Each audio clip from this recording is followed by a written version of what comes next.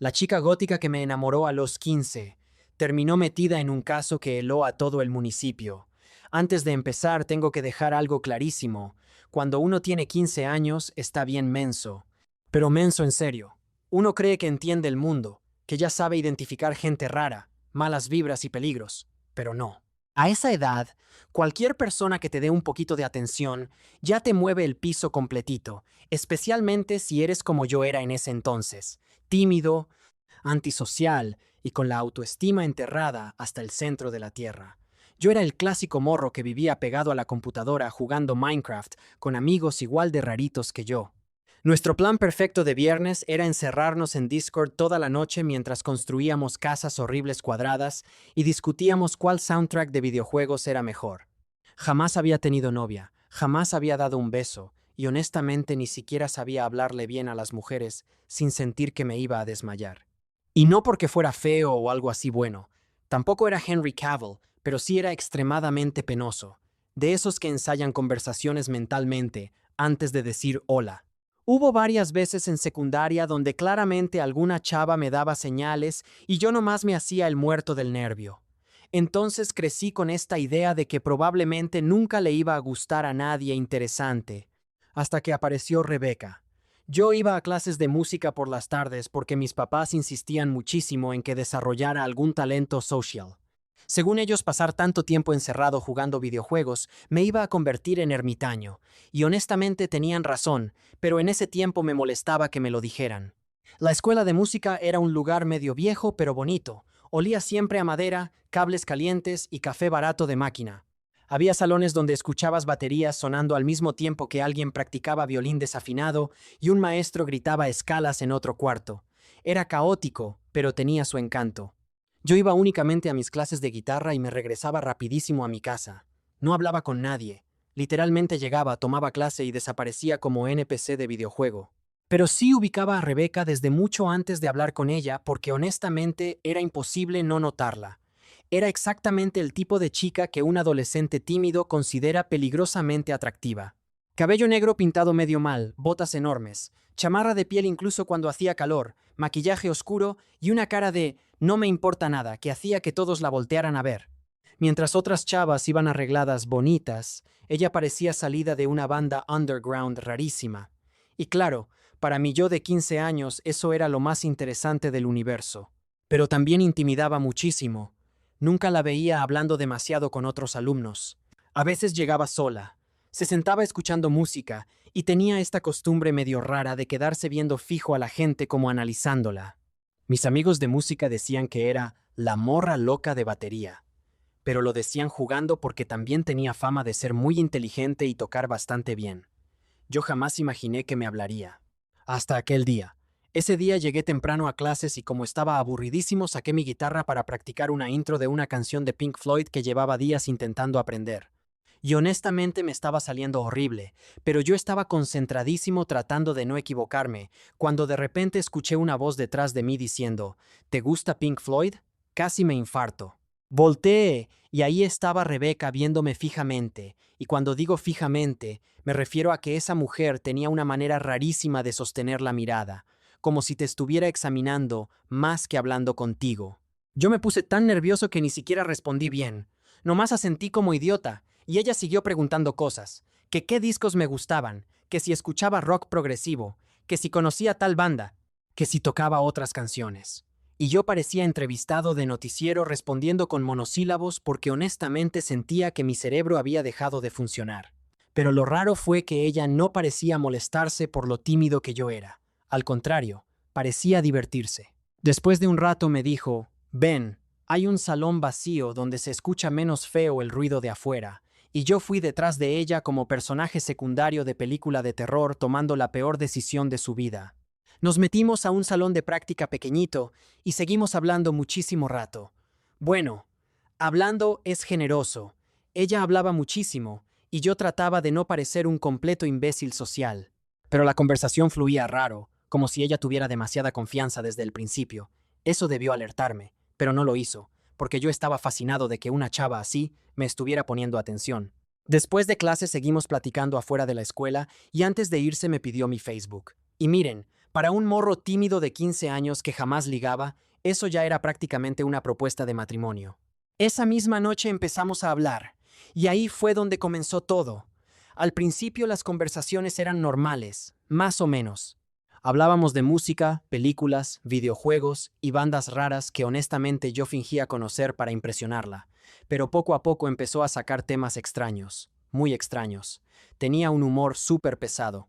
Hacía comentarios sexuales todo el tiempo y eso ya me sacaba muchísimo de onda, porque yo apenas sabía cómo reaccionar a ese tipo de bromas. A veces me mandaba memes turbios a las 3 de la mañana y luego actuaba como si fuera completamente normal. Pero lo que más me sorprendía era la obsesión que tenía con ciertas cosas. Le fascinaban los documentales violentos, especialmente de animales cazando. Me mandaba clips de depredadores persiguiendo presas y luego escribía cosas rarísimas tipo, está chido ver cómo al final siempre gana el más fuerte. Yo me reía nervioso porque no sabía qué contestar. Luego empezó a enviarme videos súper perturbadores que, según ella, daban curiosidad científica. No voy a entrar en detalles porque honestamente todavía me incomoda acordarme, pero eran cosas muy fuertes para morros de nuestra edad, y aún así, yo seguía ahí. Porque cuando uno está morro, confunde muchísimo la intensidad con interés genuino. Además, Rebeca tenía algo muy envolvente. Podía pasar de hablarte de música tranquilamente a soltarte preguntas rarísimas sobre tu familia, tus miedos o cosas súper personales como si te conociera desde hace años. Y yo le respondía todo, toda la noche, todos los días, hasta que empezó a darme miedo de verdad. Una madrugada me llamó llorando, o bueno, fingiendo llorar, porque honestamente ya ni sé. Eran como las 2 o 3 de la mañana y cuando contesté se escuchaba súper alterada. Me decía que no podía dormir porque estaba furiosa con su gato, pero furiosa de verdad. Y empezó a decir cosas muy feas sobre querer lastimarlo porque no dejaba de maullar. Yo pensé que estaba bromeando al inicio, pero había algo raro en su tono, como demasiado calmado para las cosas que decía. Intenté distraerla hablando de cualquier tontería porque honestamente me puso nerviosísimo. Y cuando colgamos me quedé despierto muchísimo rato pensando, creo que esta chava sí está medio mal, pero aún así no me alejé. Porque a los 15 años uno cree que puede manejar cualquier cosa mientras la persona le parezca atractiva, y honestamente, eso casi me mete en algo muchísimo más oscuro de lo que imaginan. Después de esa llamada rara de madrugada, yo sí pensé seriamente en alejarme poquito de Rebeca. O sea, tampoco crean que inmediatamente dije, esta mujer es peligrosa. A los 15 años uno normaliza muchísimas cosas nomás porque no tiene experiencia. Pero sí empecé a sentir una incomodidad rara. Como cuando algo no termina de cuadrarte, aunque todavía no puedas explicar exactamente qué es. El problema fue que ella tenía una personalidad demasiado absorbente. Era de esas personas que cuando te ponen atención sientes que te vuelves el centro completo de su mundo, y para un morro inseguro como yo, eso era adictivo. Nadie nunca me había hablado tanto, ni me había buscado tanto, ni me había hecho sentir tan interesante, porque además Rebeca parecía fascinada conmigo por razones que yo no entendía. Me decía que le gustaba que fuera tranquilo, que no fuera igual de superficial que otros chavos, y que conmigo podía hablar de cosas raras sin sentirse juzgada. Imagínense lo poderoso que se siente eso cuando tienes 15 años y casi nunca destacas en nada socialmente. Entonces seguía hablando con ella, cada vez más. Pasábamos horas enteras en Facebook Messenger, mandándonos canciones, videos y mensajes larguísimos. Y algo muy raro era que siempre encontraba la forma de llevar las conversaciones hacia temas oscuros. Siempre. Podíamos empezar hablando de videojuegos y terminar en preguntas como, ¿tú crees que alguien nace malo o se hace malo? ¿Qué harías si pudieras desaparecer a alguien sin consecuencias? ¿Tú crees que una persona puede acostumbrarse al dolor? Y yo contestaba cualquier tontería, porque honestamente pensaba que solo era una morra edgy, como decíamos antes. Ya saben, la típica adolescente intensa que quiere parecer misteriosa y diferente. Pero había detalles que sí empezaban a dar miedo. Por ejemplo, se obsesionó rapidísimo conmigo. Y cuando digo rapidísimo, me refiero a que en cuestión de semanas ya actuaba como si lleváramos años juntos, aunque técnicamente nunca habíamos hablado de ser novios. Literalmente, todo pasó súper raro.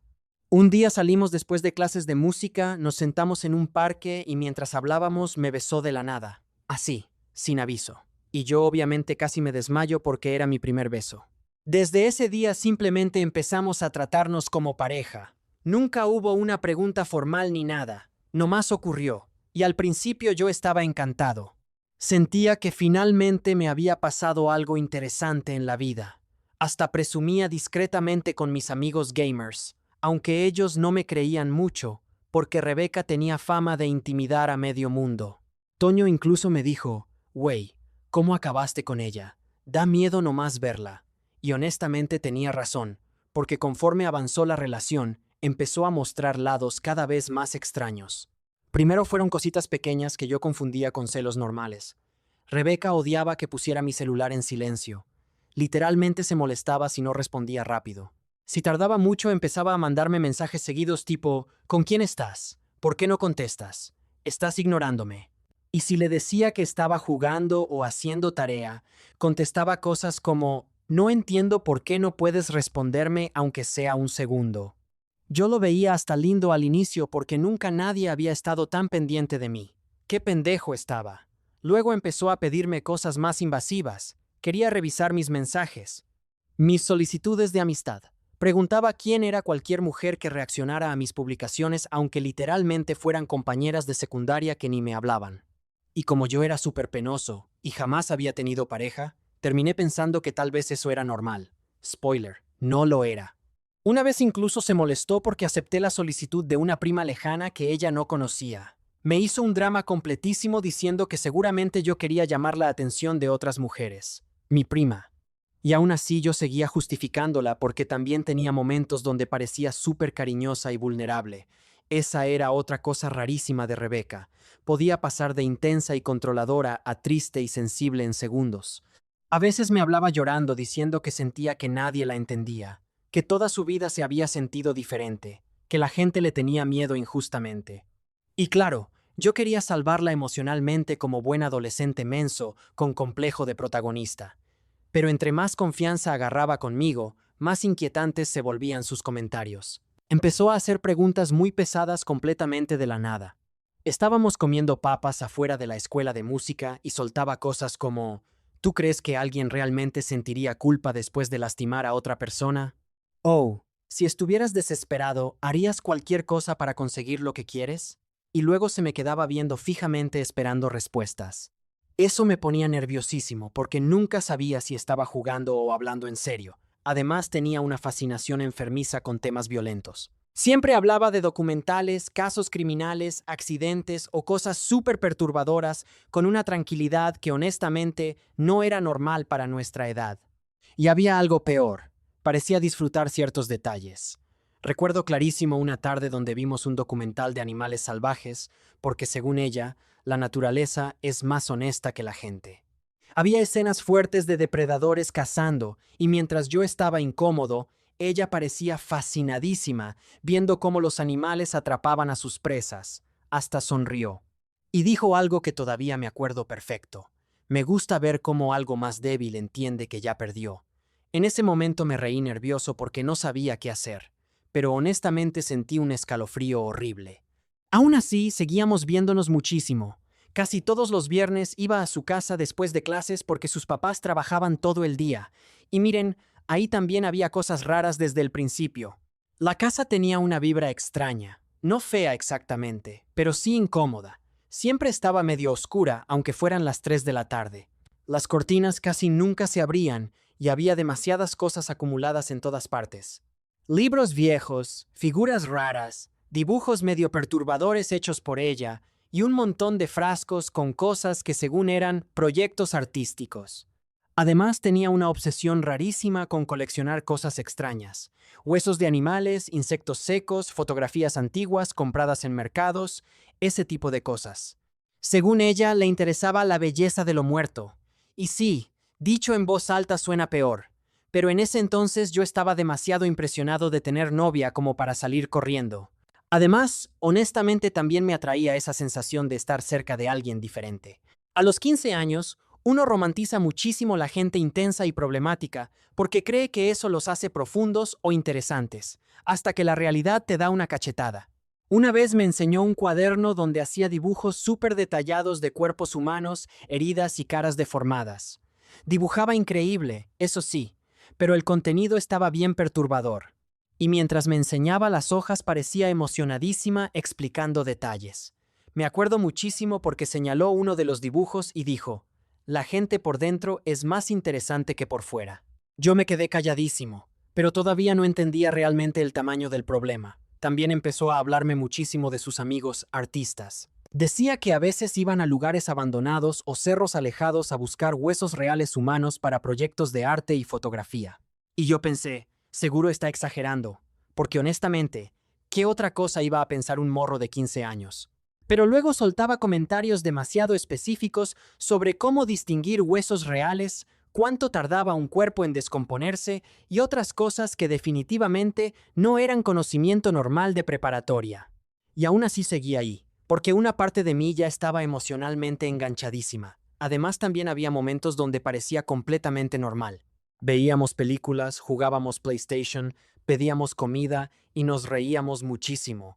Y esos momentos hacían que yo minimizara todas las señales raras. Hasta que llegó el viernes que me hizo entender que algo estaba muy mal con ella. Y honestamente creo que ese día me salvó de meterme en algo muchísimo peor. Hay momentos donde tu cerebro conecta piezas tan rápido que literalmente sientes el escalofrío recorrer todo tu cuerpo. Eso fue exactamente lo que me pasó ese viernes. Y hasta la fecha me acuerdo de absolutamente todo con una claridad enfermiza.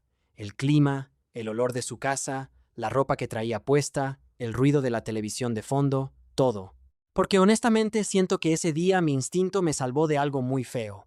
Era viernes después de clases de música y yo fui a casa de Rebeca como siempre. Según recuerdo, estábamos viendo una película súper mala de terror mientras jugábamos PlayStation por ratos, y aunque ella estaba actuando relativamente normal, yo ya llevaba semanas sintiéndome raro con muchas cosas. Porque sí, seguía gustándome muchísimo, pero también me daba miedo, y esa combinación es peligrosísima. Además, Rebeca tenía una manera muy rara de comportarse cuando sentía que ya tenía suficiente confianza contigo, como si poco a poco fuera bajando un filtro que usaba frente a los demás. Había días donde se quedaba callada muchísimo rato viendo cualquier cosa fijamente, o empezaba a hacer preguntas incómodas nomás por diversión. Una vez, de la nada me preguntó, ¿tú crees que si alguien desapareciera realmente la policía investigaría tanto como dicen? Y luego se rió, pero no una risa nerviosa, una risa genuina. Yo intenté bromear para quitarle peso al comentario, pero honestamente ya había algo dentro de mí que estaba constantemente alerta cuando estaba con ella. Ese viernes ella dijo que iba a salir rapidísimo a la tienda porque no había comida.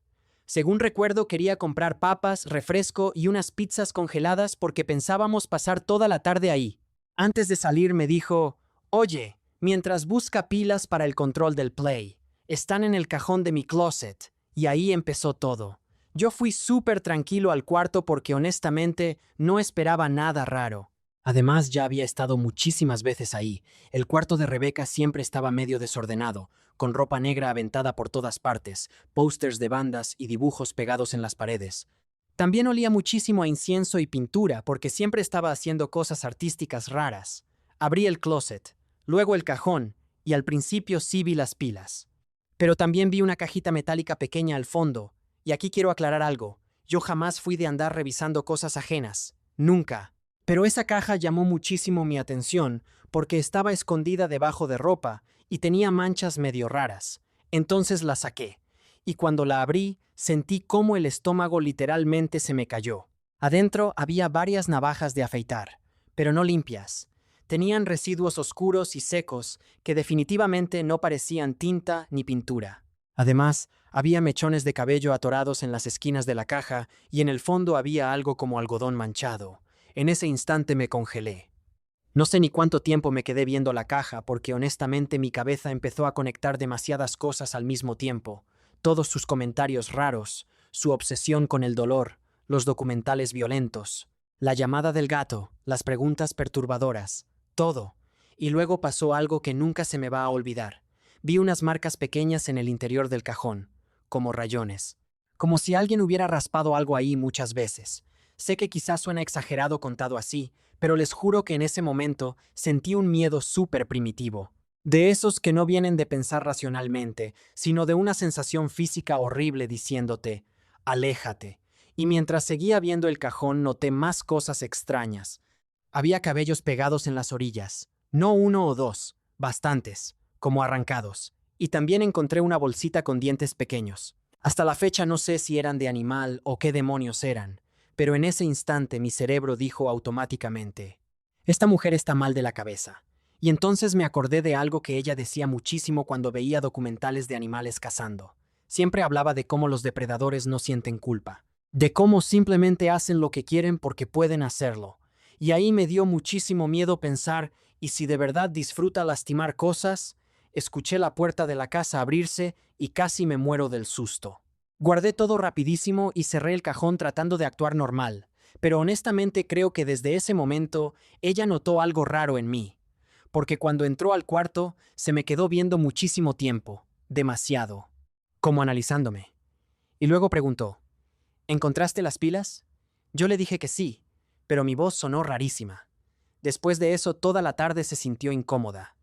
Bueno, al menos para mí, porque Rebeca parecía tranquila, pero yo ya no podía verla igual. De repente, empecé a notar cosas que antes ignoraba, la forma en que sonreía cuando hablaba de cosas violentas, cómo disfrutaba incomodar a la gente, la manera en que observaba las reacciones de otros como si estuviera estudiándolas. Y mientras más la veía, más quería irme de ahí.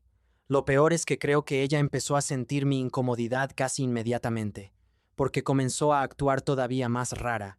Se me acercaba demasiado, me hablaba cerquita del oído y hacía preguntas incómodas nomás para ponerme nervioso, hasta que soltó una frase que todavía me pone la piel chinita. Estábamos viendo cualquier cosa en la tele cuando dijo, la gente siempre cree que conoce bien a los demás, hasta que descubre algo que no debía. Sentí el corazón en la garganta. No sé si lo dijo al azar o si realmente sospechaba que vi algo. Pero en ese momento me dieron unas ganas brutales de salir corriendo de esa casa. Y desde ahí todo cambió. Los siguientes días empecé a inventar excusas para no verla.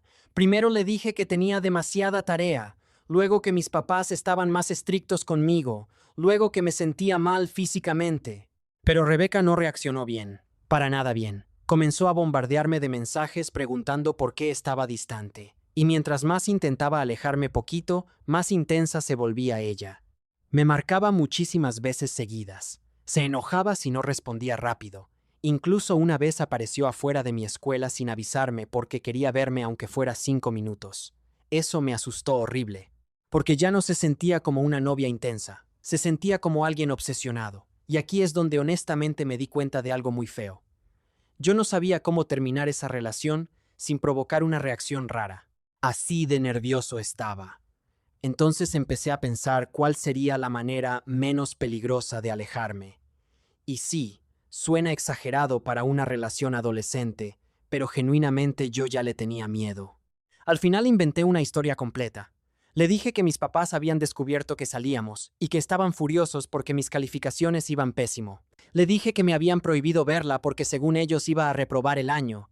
Y aunque ahora suena súper tonto, funcionó parcialmente, porque Rebeca se molestó muchísimo, pero no podía pelear directamente contra mis papás.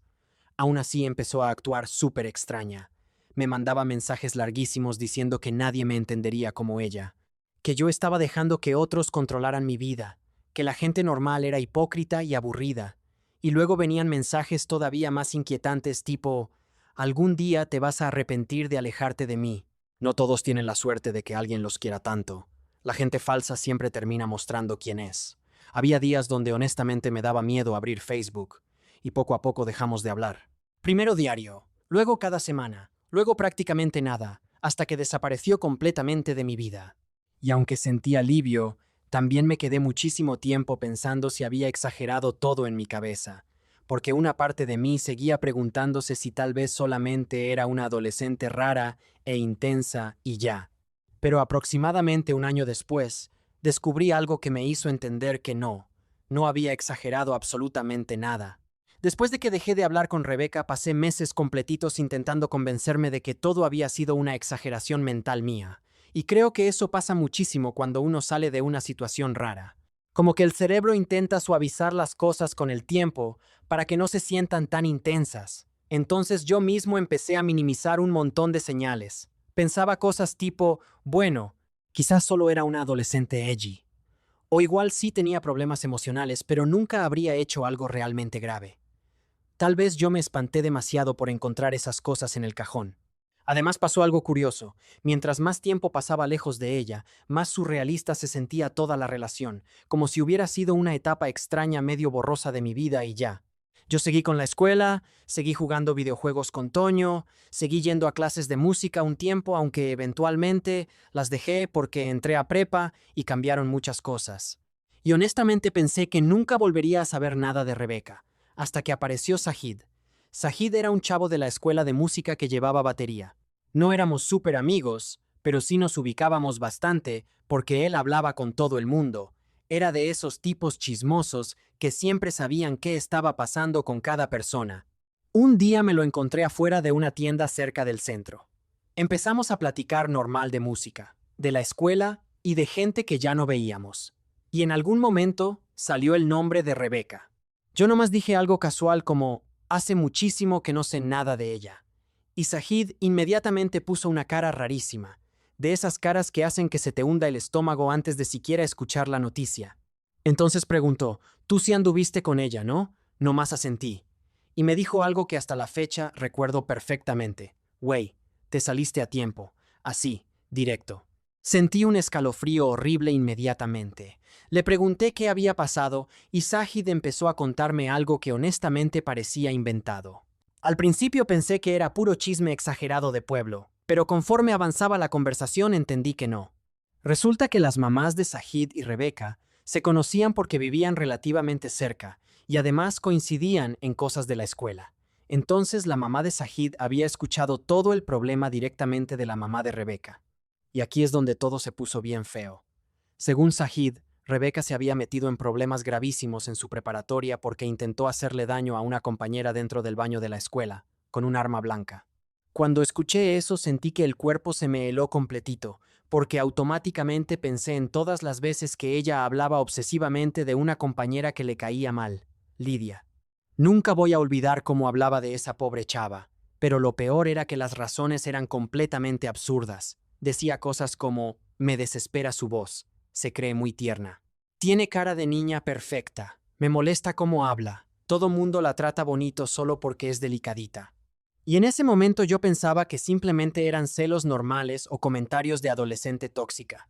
Pero después de escuchar lo que pasó, entendí que había algo muchísimo más oscuro detrás. Zahid me contó que según los rumores, Rebeca había esperado a Lidia en el baño durante un receso y ahí pasó todo.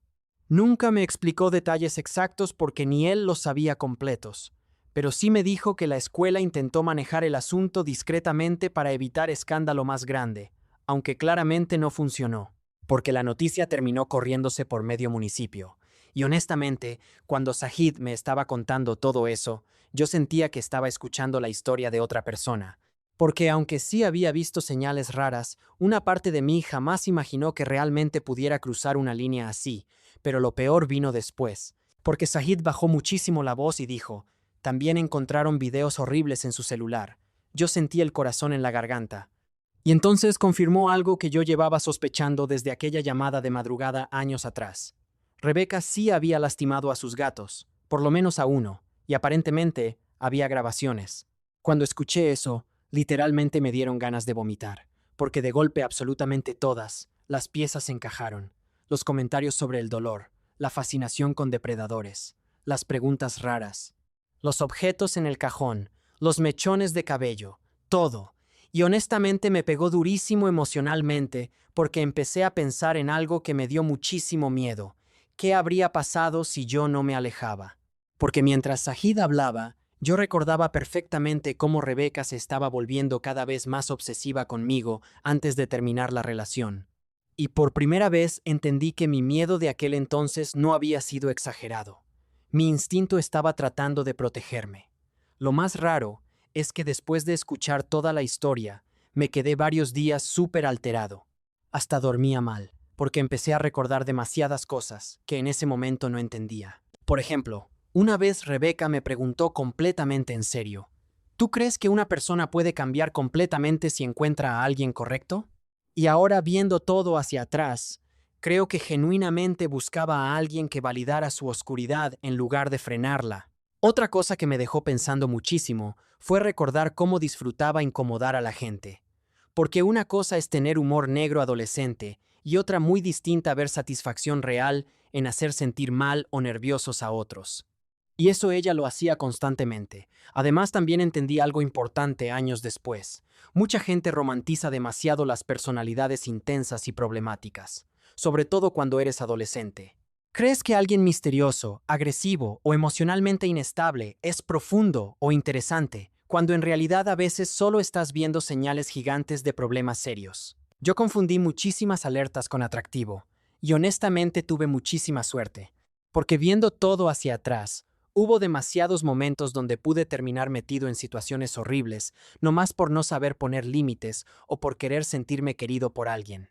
Después de que la noticia explotó en la zona, muchísima gente empezó a hablar de Rebeca.